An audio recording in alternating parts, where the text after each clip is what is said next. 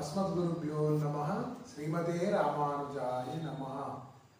यो नित्यमच्युतपदाम्बुजयुग्मरुग्मव्यामोहतस्तदितराणि तृणाय many अस्मद्गुरोर्भगवतोः सदयैकसिन्धोः रामानुजस्य चरणौ चरणं प्रपद्ये।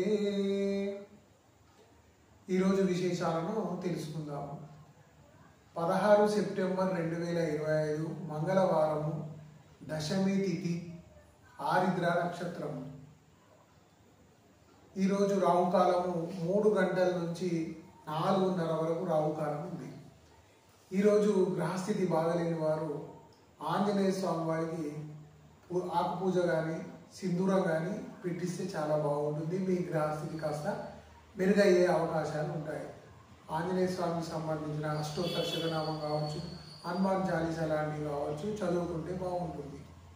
ఈరోజు విశేషం ఏంటంటే, ఈ పితృపక్షాలు కొనసాగుతున్నాయి. దశమి నాటికి వచ్చేసాము. మనకు సాక్షాత్తు శ్రీ మహావిష్ణువు గరుడ పురాణంలో ఒక విషయం చెప్పాడు. ఏంటి ఆ విషయం అంటే, స్వకులం పీడతో ఏ ప్రేత పరశ్చిద్రేణ పీడయే తీవన్సహ దృశ్యతే స్నేహి మృతో దృష్టస్త్వమాప్నుయాత్ అని గరుడ పురాణంలో మనకు శ్రీ మహావిష్ణువు ప్రత్యక్షంగా చెప్పిన విషయం ఏంటంటే, ఈ శ్లోకాన్ని మనం ఒక పలకపై రాసుకొని ఈ పితృపక్షాలలో మనము ప్రతిరోజు ఉదయం చదవాలి.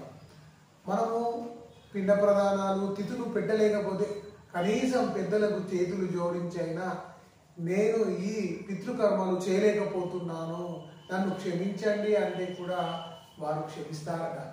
ఈ పితృ అమావాస వరకు పితృపక్షాల్లో మన ఇంటి గడప దగ్గర ద్వారం దగ్గర నిలబడి వీరు నాకేమైనా ఈ ప్రేత కర్మను విడిపిస్తారా, ఒకవేళ విడిపించకపోతే ఇన్ని రోజులు మనం సాగిన పెద్దలే పితృదేవతలుగా మారి వారికి పిండ ప్రదానాలు తిథులు పెట్టకపోతే శాపాలు ఇచ్చినటువంటి సందర్భాలు మనం అనేకం చూస్తూ ఉన్నాం. సంతానం లేని, వ్యాపారం నడవకపోవడము, దుఃఖాలు, అన్నిటికీ కారణం ఏంటంటే పితృదేవతల శాపాలు. కాబట్టి ఏం లేకపోతే కనీసం దోసుడి నీళ్ళైనా పెద్దలకు వదిలితే వాళ్ళు సంతోషిస్తారట.